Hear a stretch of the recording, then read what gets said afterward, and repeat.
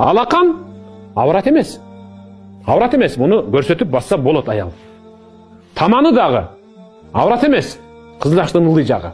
Жүзү дагы аврат эмес. Эгерде эркектер бир аялдын колуна, жүзүнө тиктеп рахаттана турган болсо, анда ал учурда ал дагы авратка эсептелет, анан пардаланыш керек. Азыр көпчүлүк эркектер жоолукчандардын жүзүнө тиктеп улары болбойт, анткени алар башка жактан бошой элек али.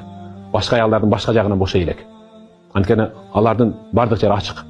Бардык аялдар тосук болуп калганда эркектер анан дагы бир аялдын же колун, же сөмөй ачык болсо сөмөйүн, бармагы ачык болсо бармагын тиктей баштайт. Жүзү ачык болсо жүзүн тиктей баштайт. Таманы ачык болсо таманы тиктей баштайт. Ошол учурда ал дагы аврат болуп эсептелет деп атат.